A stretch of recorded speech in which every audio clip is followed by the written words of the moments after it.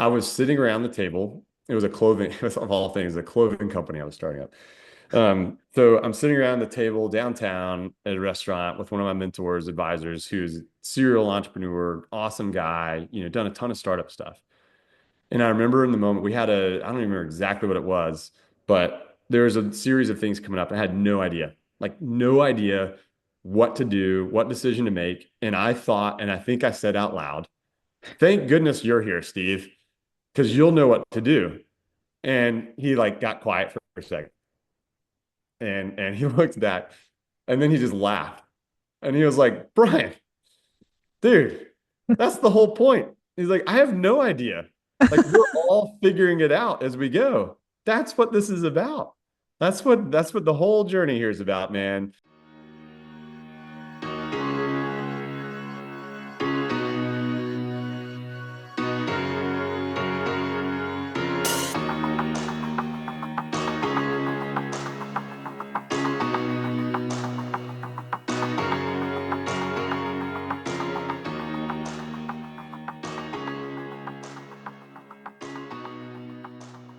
Bryan Davis, welcome to Quick Before You Forget. It is awesome to be here, which of course you knew I would probably use that word, but thanks for having me here, Ty. I am so pumped and I'm so excited for my friends to meet you. You guys, Bryan is a high energy, in case you couldn't tell, leadership strategist, innovation expert, and executive director of the Hill Institute for Innovation and Entrepreneurship at Furman University, where he's helped launch more than 700 ventures and built one of the Southeast's leading entrepreneurship ecosystems. A Forbes contributor and TEDx speaker, Bryan is known for helping people unlock the entrepreneur's mindset, not just to build business, but to build bold, courageous leaders. And what sets him apart is he's not here to inspire you to dream bigger or think bigger. He's here to activate something inside you that already exists so that you can actually do something with it. And I believe that that starts, Bryan, with storytelling. So today we're going to walk through your story, past, present, and future, and I'm just so excited.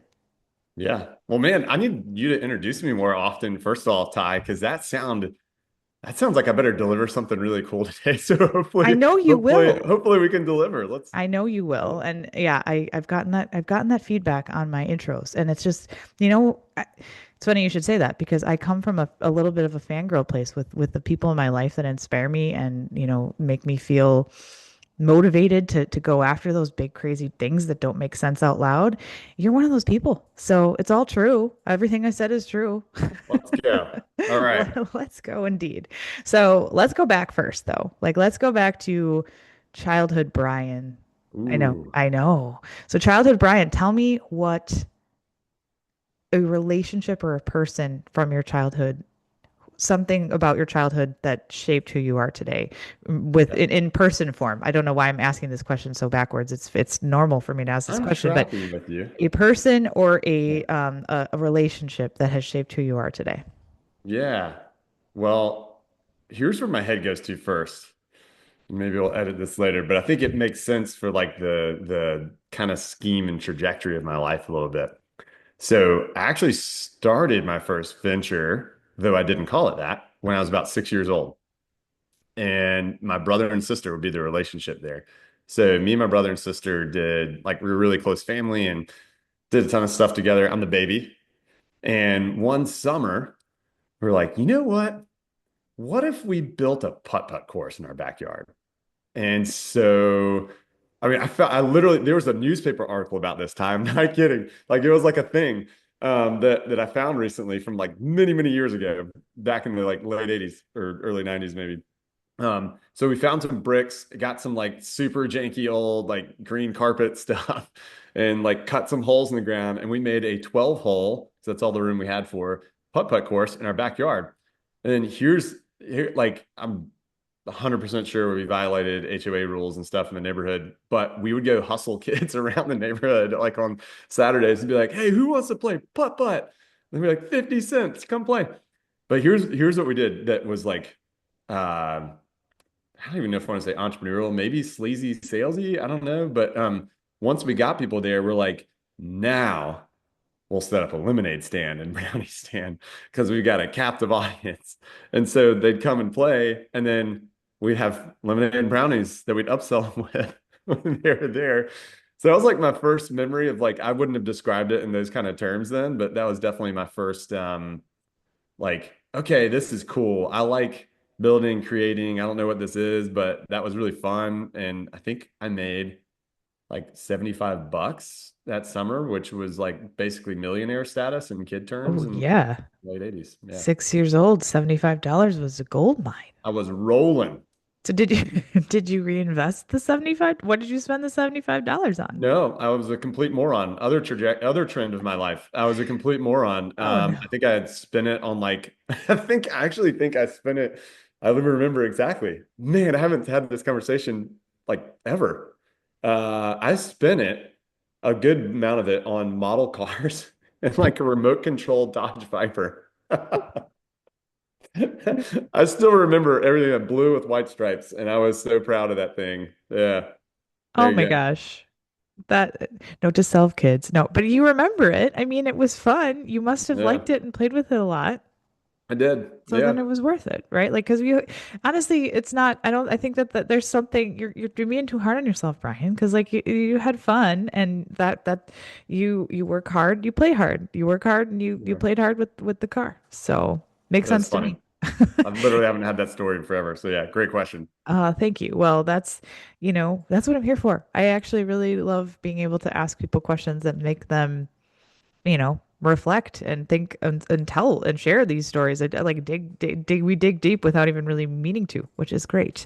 And I noticed that, of course, there's an entrepreneurial like tone to that story and that makes all the sense to me. But can you bridge that gap between then and now in terms of like how you got to be to where you are at with your entrepreneurial go-getter status?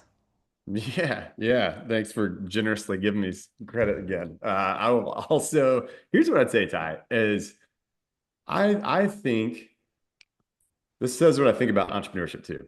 I think entrepreneurship unlocks the 11 out of 10 version of who you can be. Mm. Like whether you actually do something great with it or not, in the world terms, right? Quote unquote great with it. I think you find out what you're made of when you try something for yourself. You're doing it with your book, with your podcast, with all the stuff you're doing. Like I think that's what I discovered. And I think back on my life journey.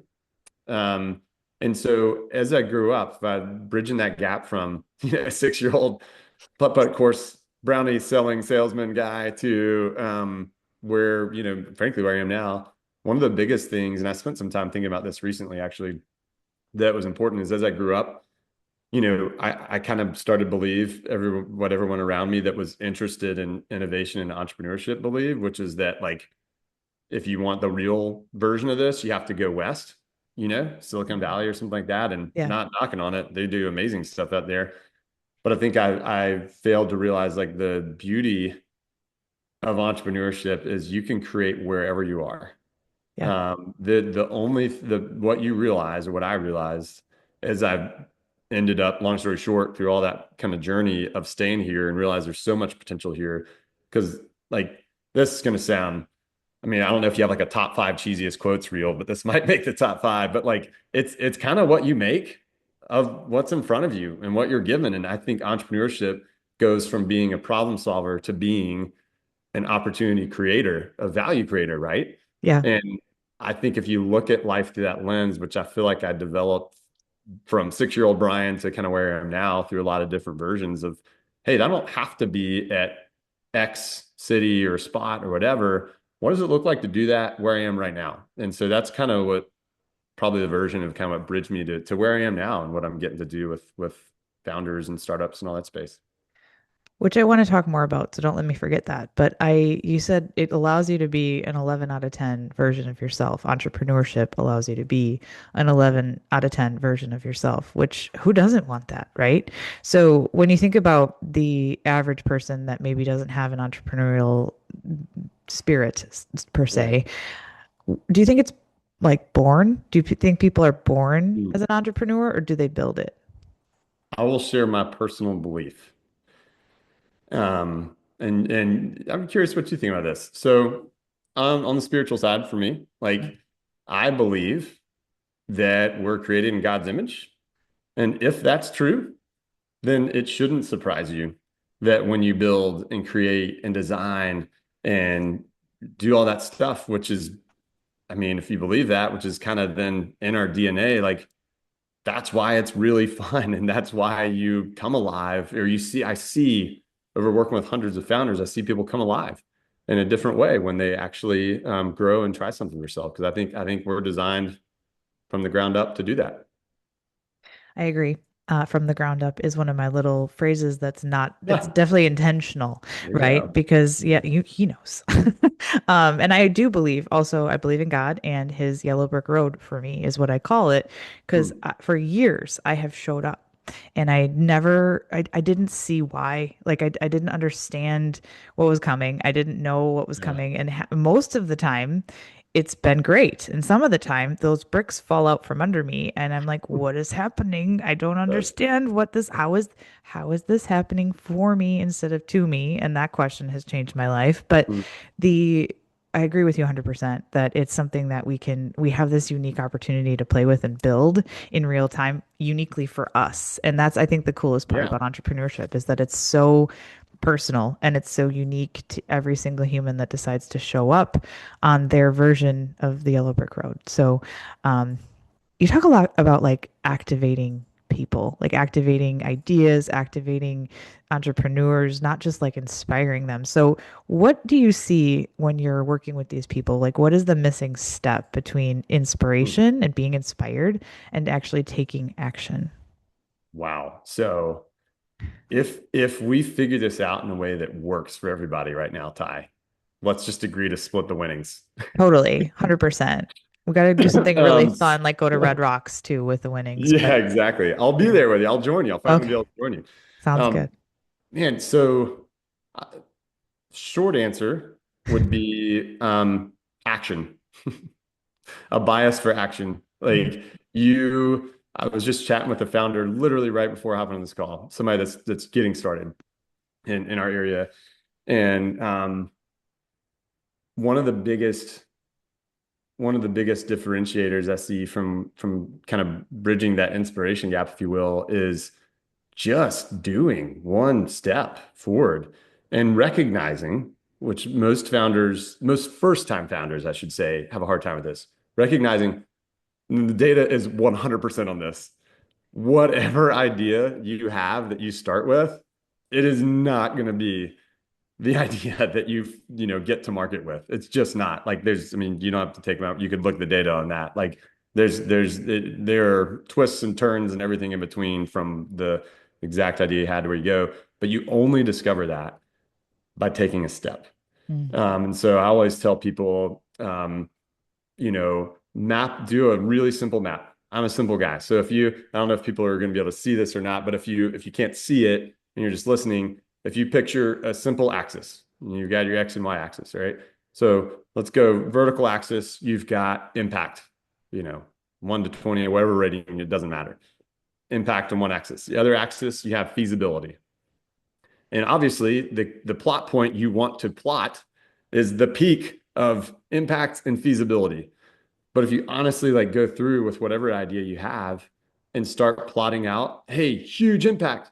Okay, wait, that actually may not be realistic to do right now. Cool, cool, cool, cool. Like keep that plot point there, but maybe find a plot that's feasible. Maybe the impact's a little lower initially, but you're working your way towards the point you want to work towards. And so I think that's been a helpful exercise to get people to do something, map out the big picture you want to do, and then take a step, anything in that direction. And momentum breeds momentum. It can be hard for people to do though. Like that's one of those like says easy, does hard things. So I'm Yeah. wondering if you have an example from your life where you bet on yourself or an idea before you felt ready Every time. every single day. I'd say I never feel ready. I probably overthink it more now. I'll try to give you a more specific answer, but I actually, I, yeah, I think I've seen enough where I know when I'm starting something new or with somebody who is, we're not ready. Yeah. Like in the technical planned out sense, we're not. But you discover by doing, you build through doing. Um, I want to make sure I answer your question right though. So maybe ask that again, and I want to make sure I give you like a specific story or way I think about that. You know what? I think your answer is actually pretty good because, well, I'll do it anyway if you ask me Okay, to, sure. because sure, but I forget even what I said. What did I Well, we're even trying say? to activate people and go like from how do you actually Yeah, I mean that's legit though. right? Like, because Yeah. I think we get easier as we practice, right? Like it's definitely something that I think is a skill that you can practice and get better at. But how do you show up and take that first step when it's scary for people that haven't practiced, for people that are starting at square one and maybe didn't start a lemonade and brownie stand when they were 6 years old? Like, Yeah. how do you talk to those people about what to do to work? Because I see it as so. I personally have thoughts on like fear and excitement and how, I mean, it's not even personal, it's science, right? So fear and Yeah. excitement are chemically the same in your brain. So you Mhm. get to decide what to do with that information, right? So I didn't know that. Like until like a few years ago, I had no idea. I studied psychology. I have a master's degree in psychology, and I didn't know that fear and excitement are essentially the same in your brain. So I've spent so much of my life so darn scared, and I wish that that would be my answer essentially to people is that to know that fear and excitement are the same and that you're in the driver's seat. So, if that helps you, I would love to know a story that you did something that was scary anyway. Yeah, a lot. I mean, yeah, I'll try to think through a story. So let me try to come back to a story, but like a framing of how I might think about what you're alluding to there would be there's three different types of capital in life, generally speaking, in the startup world and probably just general world, which is, social capital, intellectual capital, financial capital, the Yeah. capital. And if you pick one, you pick social capital, right? Because that, like when we work with first time founders, when I work with, and our team does a lot, you're talking about, well, how do you make that first step? Well, like, you gotta plug into something like, and so if you can plug into social capital, that fills all the gaps you need, generally speaking, over the course of any startup I've seen, that fills all the gaps you need for intellectual capital and capital. So like if you can get plugged in on the social capital, like that breeds momentum and it breeds probably the biggest thing, which is accountability. People that are going to cheer you on, people are going to say, "Hey, Ty, like I remember you sharing you're going to do that. How's that going? Yeah. Can I help with that?" Or you calling me and be like, "Hey, I'm stuck here, Brian. What would you do? I don't know, but you know what? Let's meet for coffee and let's see if we can figure out a next step together. Maybe somebody we know." Like, so I think putting yourself, if you're not willing to put yourself in the game at all in terms of social capital, then like that's a hard journey. Mm. But if you do, that breeds accountability, momentum, all the things I think they're just huge. People, connection. Like Yeah. that's the thing. And honestly, I think people underestimate how impactful that can be as a starting point, quite frankly, because I look at my own journey and so much has happened because of my recognizing and appreciating and being so dang grateful for this gift of connection that I have to so many people. And, just leaning fully into that has changed everything for me because I know that, every single human I meet for a very important reason. I don't always know it at the time, but it, Yeah. it tends to Yeah. come out. Like when we met and we talked about your family, by the way, which you are a dad and you have an amazing, huge family. Talk to Yeah. us about how being this creatively minded, very energized, very entrepreneurial minded person impacts how you parent. Ooh, yeah. So what I'm going to bring my kids in here and they're going to answer this one for you. So, here, it's a good question. And I do think about it a lot. And I don't just, you won't just see my kids running around with an entrepreneur shirt like I'm wearing right now, Yeah. but we try stuff together. Like we'll try lemonade stand things. I'll push them to be like, "Hey, what's a business you would do?"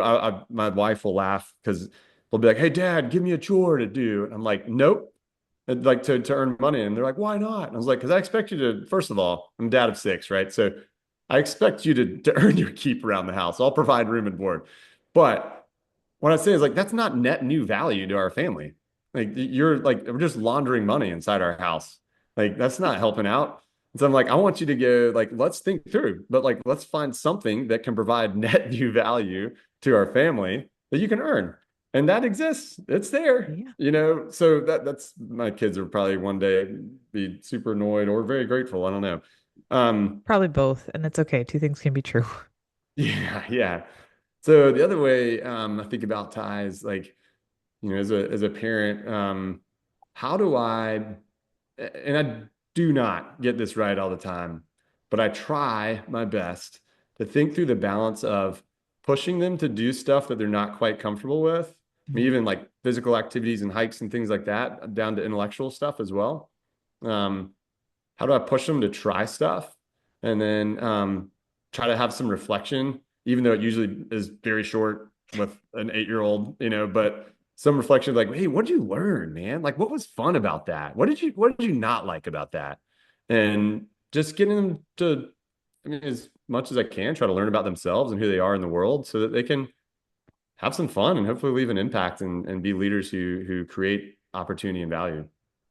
Well, I heard curiosity there because things change when you get curious about things, and there's so much to learn from getting curious about things. So I think, but I also know that there's a difference between like thinking, like having these ideas and actually like making them happen.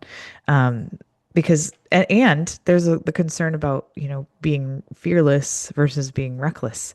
Like, so That's a how do you kind fine of line. right? It is a fine, like, I feel so crazy. It's funny you said like, the accountability stuff. I've been talking on the internet for, I think, 8 months about how I'm going to see Alex Warren at Red Rocks on June 2nd of 2026. And I am going to interview him on Quick Before You Forget. And Oh, awesome. Let's I've just go. been making it happen that way. And if it doesn't happen, I mean, people are now part of the journey, right? Like they're sharing Yeah. this journey with me wherever it's leading. We don't know, but I'm going to take everybody with me to Red Rocks and just see what happens. But there's a lot. There's just so much good that you shared there, and I'm not even sure where I'm going with my question, other than the momentum being a huge part of it, but also the curiosity. So I think that's it right there. So what is something that's happened for you instead of to you in your life? Mm, Because you got curious, like you got curious and asked that question.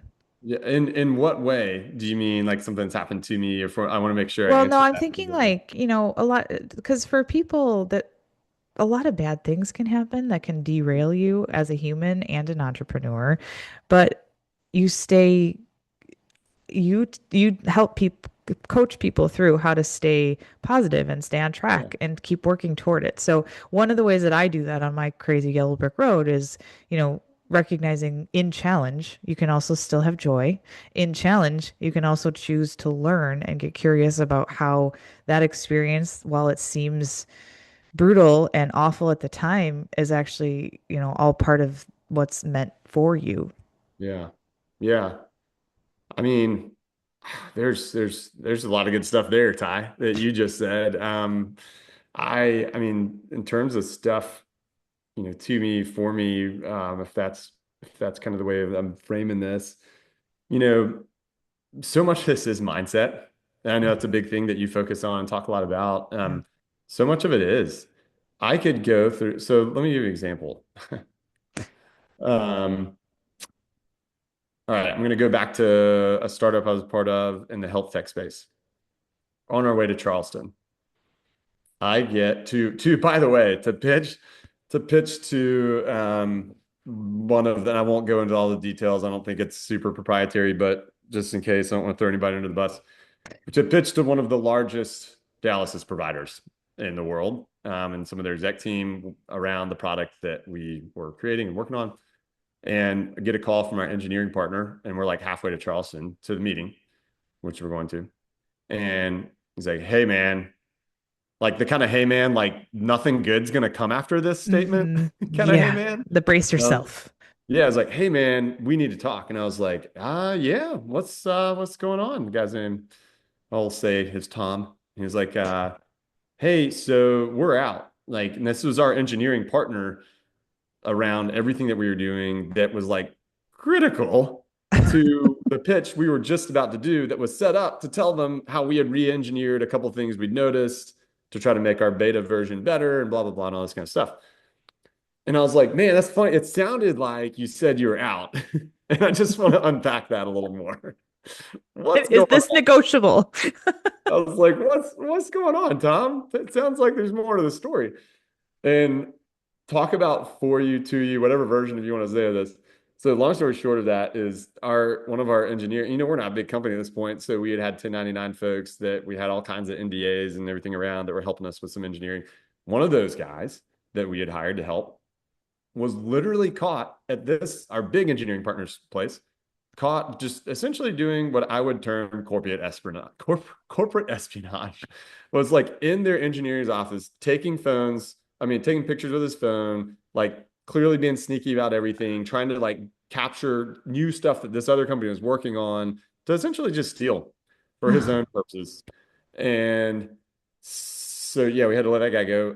But then I have to go to the meeting Oh no. that's now an hour and a half away with a completely different, wildly different pitch and story and update than I wanted to have 5 minutes ago, than they were expecting. And so that was a moment when you say the for you and things that are happening to you around you, like, man, that one sticks out viscerally. And and I think in that moment, it'd be easy. There's a lot of things I could blame or a lot of things that I probably would have felt justified, what I call early Christian version of Brian say kind of thing. But then you realize like, and this goes back to another lesson we may get into later, just the not in an apathetic way, but it is what it is. Mm, And what are you going to do with what just happened? Are you going to, because it's a fairly like binary set of decisions you can go through. Like you're either going to choose to have that ruin every single everything, or you're going to choose to say, I'm going to embrace some good old fashioned optimism, some resilience, a little bit of creativity, a little bit of agility, and we're going to own what happened. And we're also just going to be honest about it with the group we're with and say, leave with optimism. Like don't like try to act like what just happened didn't happen, mm. but you can still tell the story with an optimistic note of, and here's what we're going to do because of that. Here's what we're going to try. And this is unfortunate. And guess what? The people receiving that information are usually humans, at least for the most part right now. We won't go down that train yet, but yeah, and then you can have it actually gives you a chance to build a really authentic interaction with people when you have terrible things that can happen to you, around you, for you, whatever. Mm. Um, it gives you the opportunity to build a more authentic relationship with people that end up being your partners. I don't know. That's maybe a long version of a story that just like when you said that, I was like, whoo, man, I remember that one. And I was Yeah. like 28 years old maybe at the time. So yeah, that was a fun one. Well, speaking of relationships and such, we had the opportunity to authentic, being your authentic self and connecting with people as humans, not as AI. Ugh. We had the opportunity to meet at Mick Hunt's Lead Loud event in Yep. Greenville, South Carolina. And when I was talking with you, I was so energized because you have like this super contagious energy that I'm super grateful for because I also have that energy. Yeah. And I love when I find people that are, just we just some people call us too much, but then we say go find less, right? So we operate here, but this thing happened when I was talking with you in South Carolina, and it was you just lit up when you started talking about being a dad. Like you just your kids make you, they're your whole world. Of course they have to earn their keep, right? But you Right.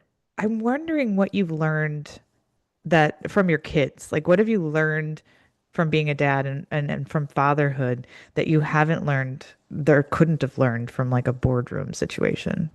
Hmm.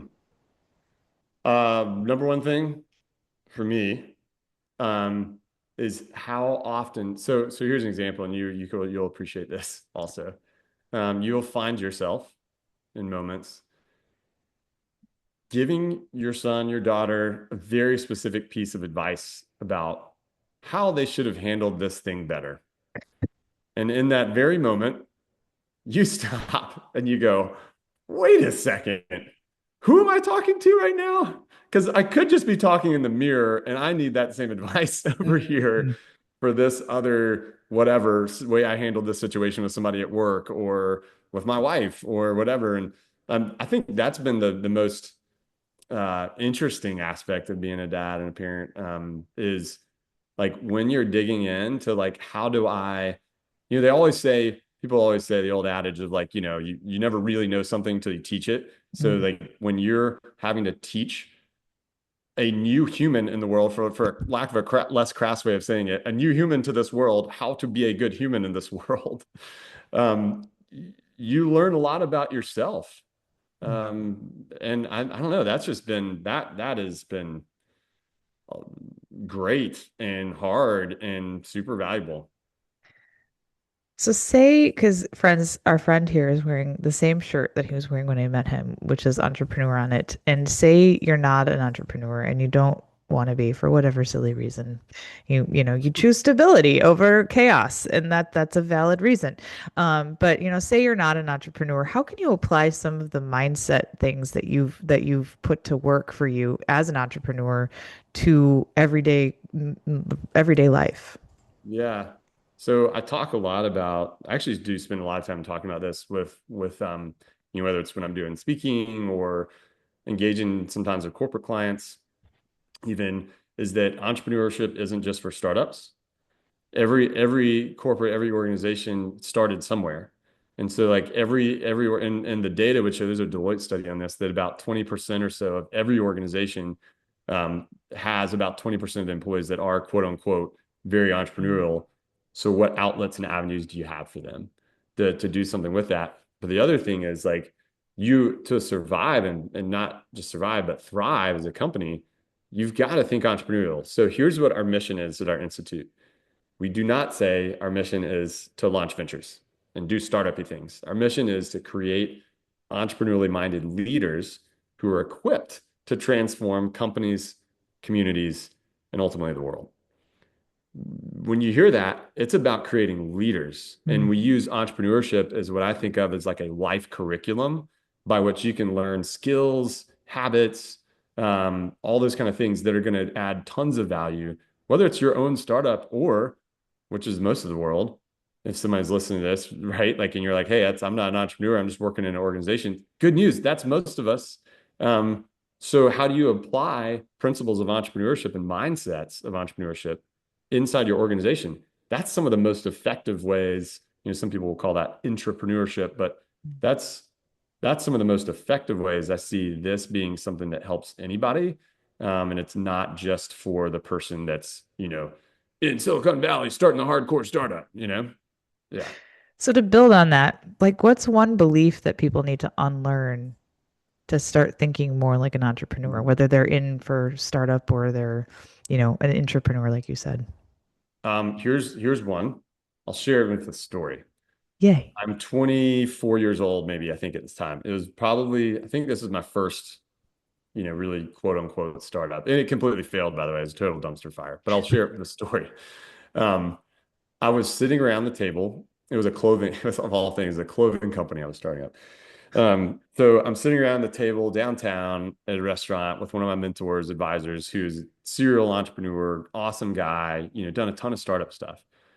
And I remember in the moment I don't even remember exactly what it was, but there was a series of things coming up. I had no idea, like no idea what to do, what decision to make. And I thought, and I think I said out loud, thank goodness you're here, Steve, because you'll know what to do. And he like got quiet for a second and he looked back and then he just laughed. And he was like, Bryan, dude, that's the whole point. He's like, I have no idea. Like we're all figuring it out as we go. That's what this is about. That's what the whole journey here is about, man. And I remember that just stuck with me like glue. I mean, to this day, um, of that, just the best piece of advice is like we're everyone, no matter what they say, like they're full of it if they don't say, like we're all figuring it out as we go. How to do a podcast, how to write a book, how do I manage this tough situation on my team? How do I handle this thing over there? Like we're all having to figure out as we go. And if that's the case, which it is, and I think you realize that more as you get older, by the Oh, way. You're like, yes. wait, yeah. So like that is true. I don't like we all still figuring this out. But if you acknowledge that that is a pretty foundational truth, then you're like, okay, then what are the mindsets, the habits, the traits that I need to embrace to help make the most of the reality that we're all figuring it out? And that's where I go back to entrepreneurship. I have this thing I call uh, just catalytic leadership. Mm. I kind of go through this whole thing. I call it the 5 C's, and kind of I'm giving you a super long answer, but I'm here for it. I want kind to of know what this catalytic thing is. Please tell me. well, it's part of what I realized after working. I'll give you the tee up for it. But before I do that, let me stop because I'm like giving you a super long run-on sentence answer to the question you asked. Is that cool if I jump into Totally, please. I mean, um I love a conversation, but also I'm leaning in. When I started this whole bookmark, don't lose what you're going to say. Okay. I okay. Yeah. was starting off this podcast. I was like, I really want to listen. I don't want to interrupt anybody ever, and I still don't. And I've gotten this feedback from people that they're like, no, we like this conversational stuff better. So keep doing that. So Okay. long answers are great. Okay. Conversation is great, but I want to know the story. And I also, well, I hope to learn more about this clothing company Yeah, eventually. well, you won't. It doesn't exist. I Well, don't have any what was short. it? Like, I want to know what it was. It was an outdoor brand. I was big into outdoors, mountain bike racing, all this Yeah. stuff when I was younger. And so it was an outdoor clothing company called Vertigear, which is a terrible name because it sounds like vertigo. But it was about yeah, just like how do you go higher, faster, better, all the stuff. So we were creating just a better version, what probably would have been similar to like a brand ethos of like a shoot. Uh forgetting the name of it now, but like some of the big like popular ones that you now see, our version was like we want to create a better, more durable, more kind of like casual and stylish kind of stuff that could kind of be worn anytime, all the It would be time. in like a Cabela's or a Gander Mountain kind of. Totally. Yeah. Yep. Yeah. Yeah, that kind of thing. I'm with you, and it's not terrible. It was a good. I mean, you are full of good ideas. I'm sure you probably have like a whole like which I think makes me think of this pile of like paper that's all crumpled up with all these great ideas. It's Oh, like I got a notebook. I've got so many notebooks. I really do. I know. So now that we've done that, now take Okay. me through the catalyst All right. stuff. Yes. All right, so coming back, and here's where I came up with this. I mean, this is probably a cheesy term. It's my term, but what I realized, so I'm working with, I've been in some startups myself. I've failed at plenty. I've done okay in a few. Like, but the biggest thing I've learned is I work around like, hundreds of these founders. Like, anytime, and you've probably done this in some of your studies and getting your master's and PhD and all this stuff, is like you start to notice trend lines when you study stuff enough, Hmm. and especially when you experience it a lot. And so experiencing and working side by side with tons and tons of founders and startups and that whole world for years, I was like, okay, what makes a good leader? Like you and I could spout stuff off, but like, is there anything that's like, or patterns I've noticed? And one of the ones is there's a lot of things, but for whatever reason, what I honed in on is how the most successful ones, how they lead, how they build momentum. And I was like, okay, so how does that break down? And I started narrowing in on what I call the 5 C's. And the first won't surprise you. But I'll go through it. It's charge, cultivate, connect, curious, and courageous. Mm, I love all of And those. so charge, let me go through this really quick. So charge, what I mean when I say that is like choose the energy you bring. Like the best leaders I've seen in the startup world, the ones that are, when you think of them, like we've seen Netflix series on some of these folks that are just like, wow, like it's just their ability to be magnetic and their energy and momentum they create. Like it's special. And you see that. So like a huge part of that is like what energy you choose to bring. So what if you and I, Ty, like right now, today, or if you got on with me and I just was like acted disinterested and I was like, hey, yeah, it's great to be here. And yeah, it's cool. I'm going to tell about a couple things and, learned, and I'm going to go from there. Or I can be like, hey, this is amazing. Like, here's something I've learned around this. Like totally different receptivity in your brain of how you receive that information. Same. Literally, you could even see if you're watching. I felt it. Like I physically, I felt it. Like, and then we like sat back up. Yeah. Yeah. But that can be what I would say is like some people are like, oh, well, you're just like super eccentric or you're just a total extrovert. And while you can't argue against like base level personality differences, totally true. I would argue that everyone can at some level, because I've seen it happen, in founders I've worked with and with students, hundreds of students I've worked with now at this point, you can choose to some degree the energy you choose to bring. And if you choose and lean into doing that in an effective way, guess what? Like you just said, like people get excited. They don't even know what they're excited about. They're like, I don't know, but you know what? I'm going to launch a venture. Yeah, let's do it. Like, I don't even know why I'm doing this. Like, but like you have these moments, like you see it, like Yeah. that's how we are as humans. Like people want to get excited about something. You remember how you feel, all that stuff. So I'm a big, I won't go too much further. I won't take that long on all of them, but charge, that's a huge one for me. Agreed. All right, then we go quickly. Cultivate, connect, curious, courageous. So charge, cultivate. I think the other thing I've learned, and you've probably learned this too, like the really great startup founders that translate into, I think, good leaders. You create conditions. You do not force results. You create conditions. You can't force results. Um, like you cultivate these situations where success may happen, but you can't. You're never going to scale. You're never going to be an effective leader if you're just like, let's do this, go forth and do that. Like you create a condition for somebody in your team to thrive, own, build, do things, right? So it's probably that could be a whole nother podcast. You're just I'll gonna jump have to through the come last ones. back. You're gonna have to just come back. It's fine. All right, I'll try to jump through this quickly at a high level. Connect. Don't. Hey, don't. It's fine. Okay. Well, I also like don't want to be. I've listened to enough podcasts. You're like, oh my gosh, when's this guy gonna finish this? Well, no, because you have that. You're Yeah. bringing the energy. Everybody's leaning in and wants to know what these C's are. I got char. I'm writing it down. We got charge. We got Okay, so we've got cultivate. charge, we've got Yes. cultivate. Next one, connect. Connect. This is a big one I see with startup founders is the concept of like I used to call it describe it as like climbing mountains together, but like when you do, everybody could think of this in your life. If anybody listening, you and I, like if you stop and you go back in your brain, you say, what's something really hard, you physically, intellectually, that you had to do with somebody else? Mm. The connection and the camaraderie that occurs in those scenarios is insane. It's hard to replicate.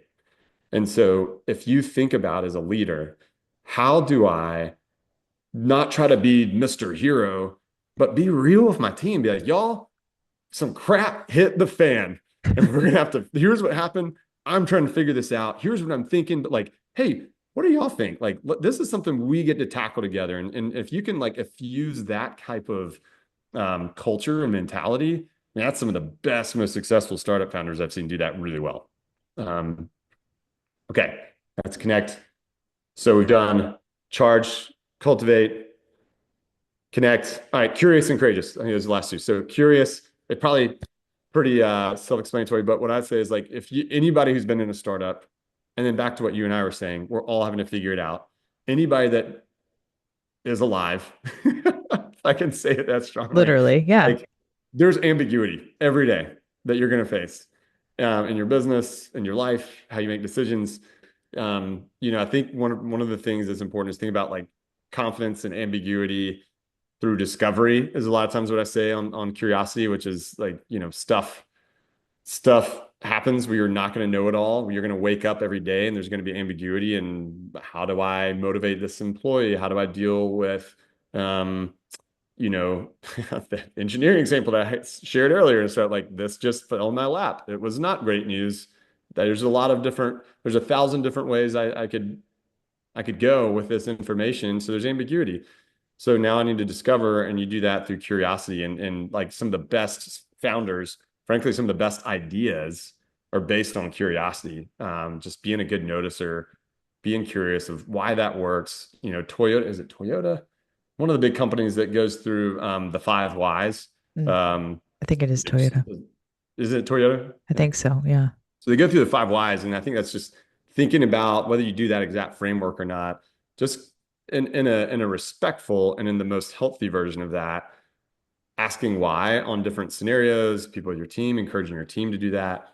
You'll discover things that you need to fix, and ultimately you'll create some clarity. But you got to have confidence and ambiguity, and that happens through being curious and how might we? Let's figure this out, and not being bummed that there's ambiguity because that's going to happen. The last one I think is courageous in the five C's here, and this is a pretty good non-negotiable, I'd say, for any leader. Certainly in the startup world, I've seen, because guess what you're gonna have in startup world? Chaos. And It is uncertainty. Yeah. it is like 100% sure chance of chaos every day. That's the weather report in a startup. And guess what? That's not necessarily not the prediction in business, wherever you are, right? That's going to happen. And so if I think of it just again, delivering calm in the chaos, like you as a leader get to be that barometer of like everyone in your team, you can see this. We don't have time, but there's plenty of stories of like something crazy happens, massive chaos, and what happens as a leader. And if you've been a leader, you can feel this. If you've ever managed a team, you can feel this. Everyone looks at you, literally or figuratively, and there's a moment of like, how are we going to react to this? Mm. Right? Yeah. There's that moment of like, all right, I'm going to channel my leader and how they're choosing to manage or react and lead here. That's going to tell me the message in no uncertain terms, even if they're not using words, how we all need to be acting right now. And if you freak out, guess what your team does? Freak out. And if you say like a version of not freaking out, and you're like, man, that was a punch right in the face. Woo. Well, all right. So we've got some stuff we're gonna have to figure out today. Let's do some reprioritization. I mean, you can go through the whole list of frameworks around that after that. But that's what I think of when I think of all these things. There's five C's: really charge, cultivate, connect, curious, and courageous. Like thinking about embodying those five C's of catalytic leadership. I'm pretty passionate about that. I am too. And it's so interesting that we are so aligned. And I heard so many things, and I think we just need to have a whole conversation on the five C's. But the thing that there's a few things that I bookmarked in my head that I want to point out. One of them is as a dad, you get this. You that thing you said about like looking to the leader to see how they're going to react. It reminds me very much of being a mom to young kids, and your kid falls and they scrape open like something on their body and it's bloody and it's gushing and you're like, oh my god, this is awful. And then they look at you, right? And Yes, then they that's look at it. you and you have to be like, we're good. Let's just go get a little band-aid. You're gonna be fine, but like inside, you're freaking out. Like you're like, oh my gosh, this is doing stitches and Terrible. Yeah, no, you're like, it's this so is bad. so This is yeah. so bad. Right. So like, I just It's such a great point. I had that analogy coming to life in my head as you were saying that, because you just think about being a parent and that happens all the time. So just applying that in leadership is really cool. And then 100%. I do believe full like almost like to a mantra level that curiosity and courage are the tickets to a bigger life. You were Mm, speaking about both of yeah. those, and I'm like, absolutely, those are fire for me always. And then the really interesting thing to me is I have a confession to make. So I was making that sound. Not one of my That's C's. that Confession's not one of my confession. C's, Ty. Shoot. Well, maybe we should add it. Well, there's just a You layer of should. authenticity, right? Like it's just an added layer of authenticity and being real. So I was looking on my Facebook while you were talking, and I have a good reason for it. And that's why we heard that content.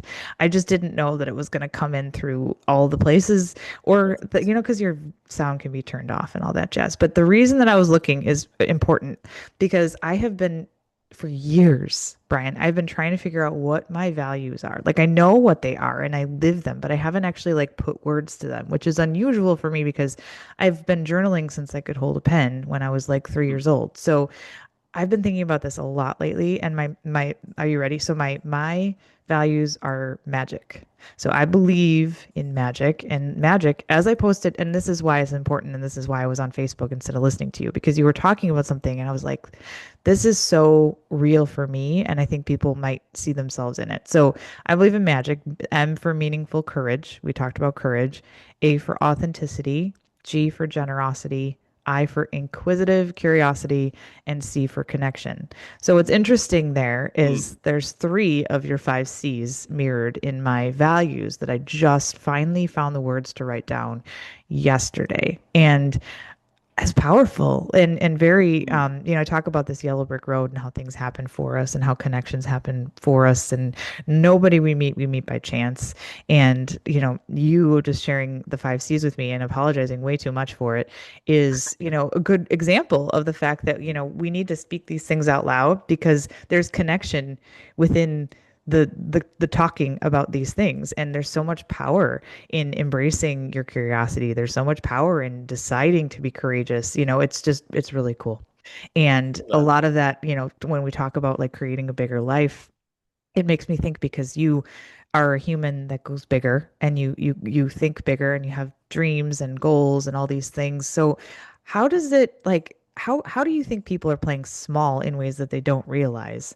And how can we collectively as humans do better with that? Yeah. Wow. Yeah, I want to reserve the right to think even more deeply on that because it's a really good question. But where I go initially on that is, in some ways, my first gut reaction goes back to social capital, right? Like being a product sort of people you surround yourself with, and it shouldn't shock us Right. if you find yourself, if you actually are honest and take stock, right? And I've done this before, like earlier on in my life. If you take stock and not in a bad way, let me just get this disclaimer out of the way. Like be authentic and be friends with people who you're friends with, right? Like don't let that tail wag the dog of what I'm about to say. Right. But but in terms of like your question of thinking bigger, thinking smaller, like if we're a product of people we surround ourselves with, and you find yourself surrounded by people who don't think big, in whatever version that means, like guess what you're more likely to do? The same Not as them. think big. And so I do think there's something to having some intentionality around finding who are even one or two people that you just have some kind of routine relationship with that are just like, man, I don't think as big as this girl, this guy, but I just want to like be around them with like osmosis and diffusion here and hope that like something cool comes out of that. And guess what it does? Like connections come out of that, frameworks come out of that. The hey, I'm trying to figure this out. What would you do? And their answer being none of that. But have you thought about this? Yes, that's a specific example in my life. Like those kind of things happen, and then you find yourself being somebody that is thinking bigger when you put yourself with people that do that as well. I mean, that's kind of a generalist answer. I'm gonna give one other thing. I've actually been criticized before, and it's fair. I gave it some thought. I generally disagreed, but I did give it some thought. But somebody was like, "How ignorant is that to think big? Like sometimes you just got to grind it out and do the work." Blah blah blah. I was like, first of all, you're probably not somebody I would ever want to hang out with. But second of all, just saying.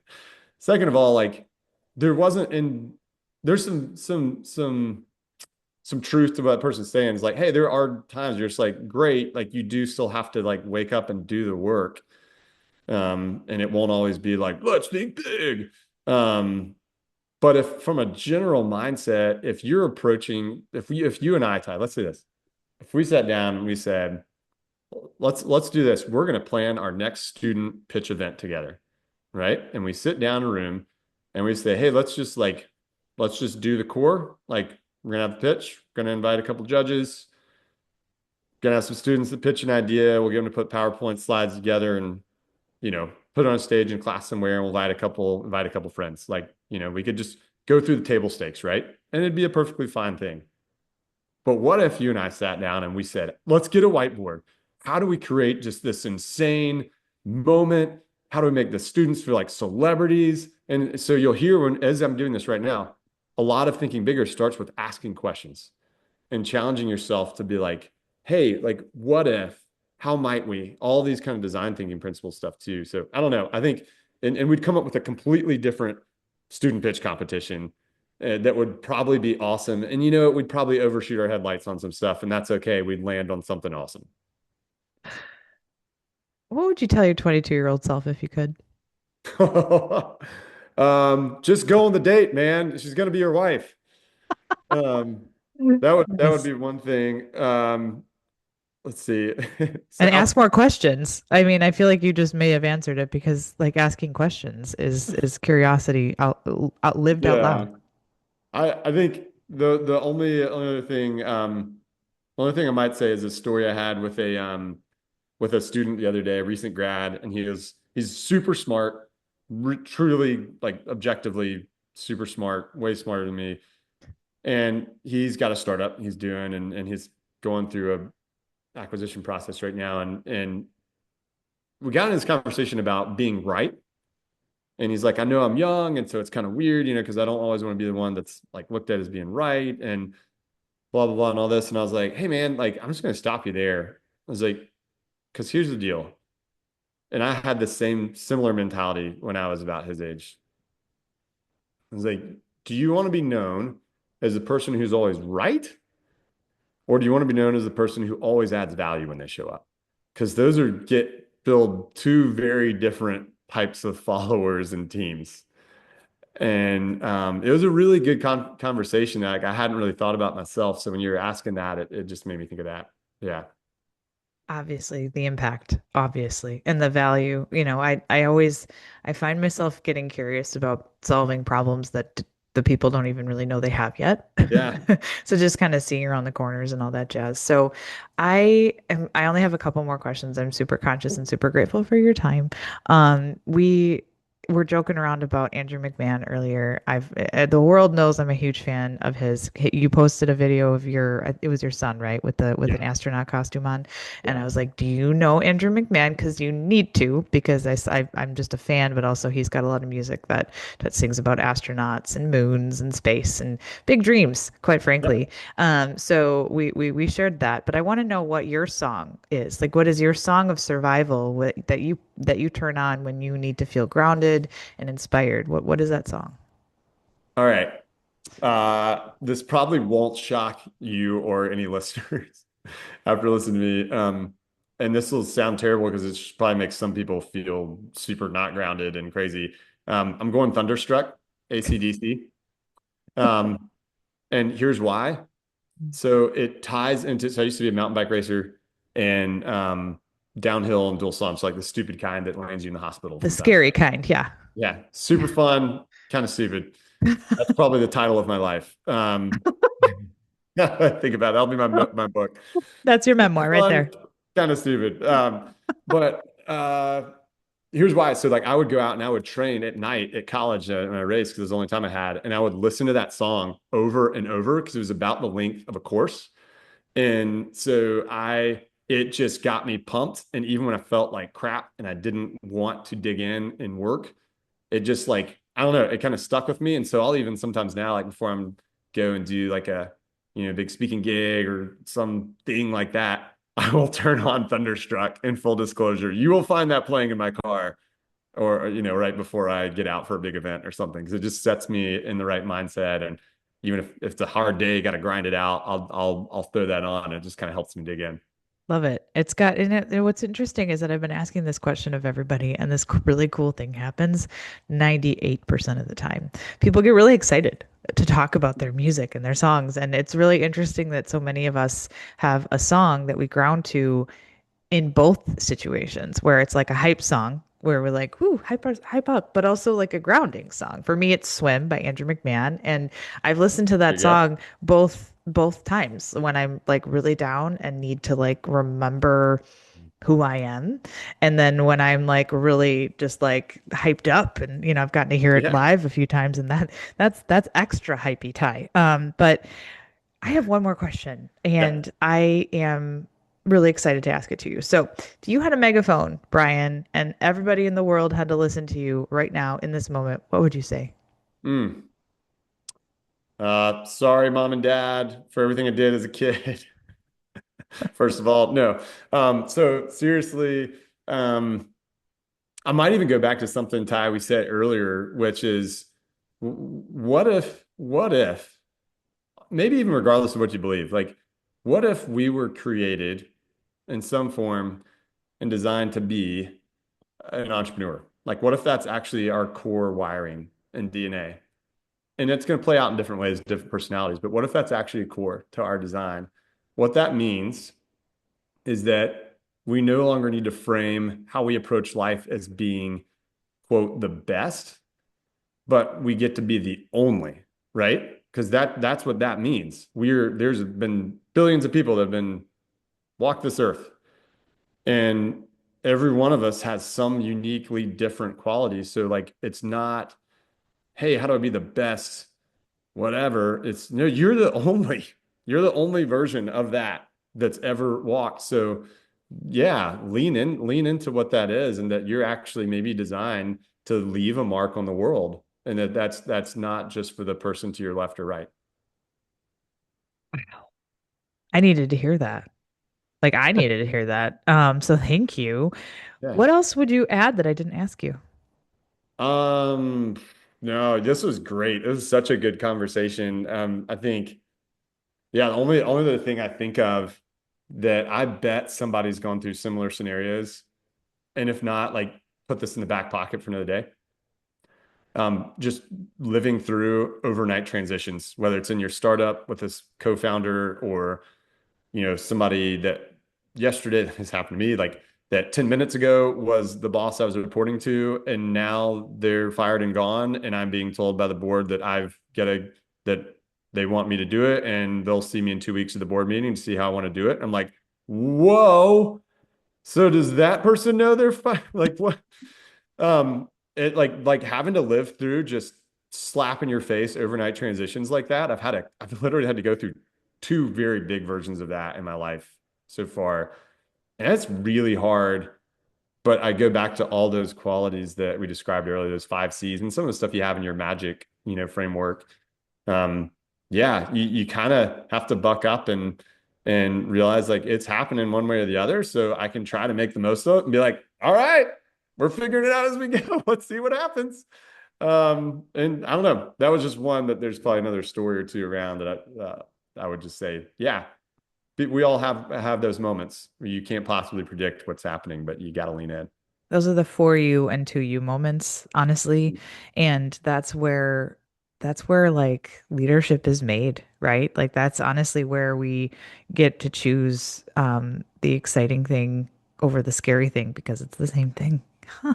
Imagine that. Can I can I end with one question to you? Please. Okay, Okay, go. here we go, Ty. I'm ready.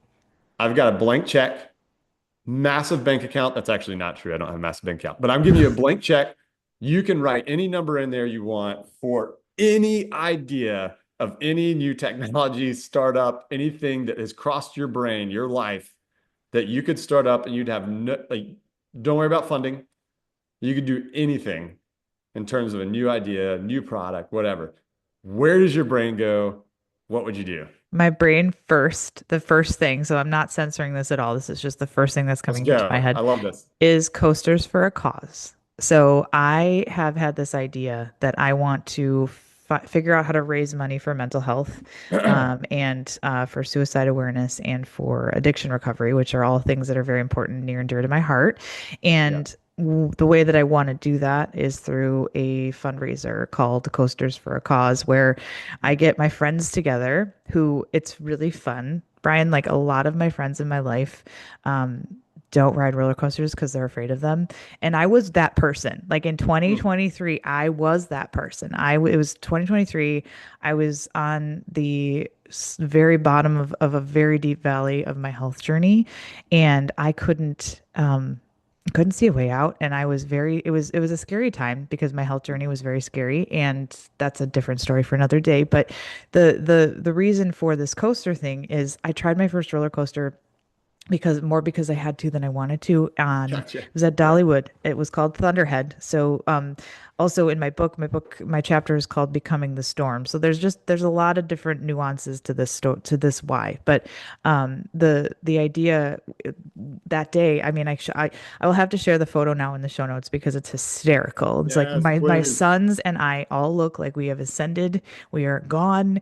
God has taken us, and it's like our souls left our body on this roller coaster. Okay. Since Oh, I then, love it. I have done almost 60. And the reason that I share that is because I am still afraid of roller coasters. I am still afraid of heights. I am still afraid of so many things.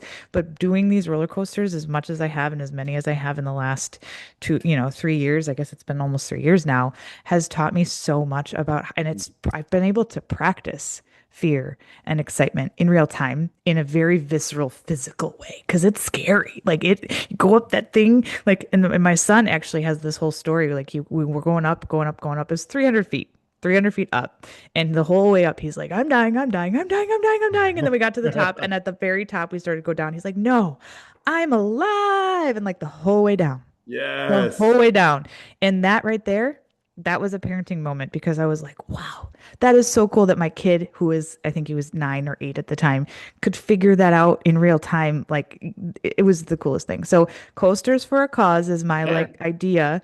And it's not like I don't know, it's not a product or a service technically, but it's a nonprofit concept that I had where I could bring people together.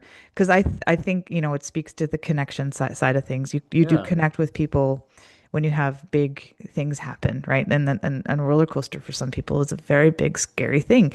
So I was thinking it would be really cool to raise money for those causes and have, various levels of celebrities ride roller coasters together for a cause. And then you can, have people come in and the people that are, that they pay to be part of it or whatever is all gets donated. And it's just that's my first idea. And it's so funny that you should ask me that because I don't know how that makes money. But it's based in impact and it's based in something that I care deeply about and something that I know would make a difference for not only the people riding the roller coasters, like the experience of it, and the in-person nature of it. Like it's very in person, it's very experiential. And like you said, those experiences tend to bond people in ways Yeah. that are very special. So that's a very long-winded answer, but it is the very first thing that came to my head was this coasters for a cause, and it's been on my mind. I've been talking about it on the internet and with varying levels of interest and excitement. But thank you for asking me that question. I appreciate it so much. All right. Coasters for a cause, everybody. Coming to your theme park soon. That's Right. what I heard. That's Thanks what for I sharing, Ty. that's what I heard. And do you ride roller coasters? I do. That probably shouldn't surprise you, I guess, It though. doesn't surprise me, but we should do one sometime. Like that'd be Yeah. super fun. Um, yeah, but we're gonna have to do this conversation again because there's so much more that I want to dive into more on the 5 C's, honestly, because I feel like there's a lot more value there to get deeper. The charge in particular, like I'm a Yeah. huge believer in frequency and energy and the connection and honestly all of it. So we just have to come back and do this again Let's do and it again. maybe on a roller coaster. Like need to figure out how to do a Podcast podcast on a on roller a roller coaster. coaster. That would be the craziest podcast ever. That would be a There's an whole idea. brand, Ty. Let's That do it. let's go. We're gonna host podcasts on the roller coaster. Nobody's gonna want to watch that. It could go viral. Let's just own it. Let's Just just own it. do it. So we're you're hearing it here, friends. So we're gonna coasters for a cause is happening. Brian and Ty are gonna ride a roller coaster together and start a podcast on a roller coaster. That's it. That's the future. Thank you, Brian. I appreciate it. I appreciate the fun. This was fun. And we'll have to do it again next time. So until then, we'll see you next time on Quick Before You Forget. Thanks so much, Ty. Enjoyed it. Thank you for being here with me today on Quick Before You Forget. Please like, share, and subscribe as that helps the show so much, and I really appreciate it. And I'll see you next time on Quick Before You Forget.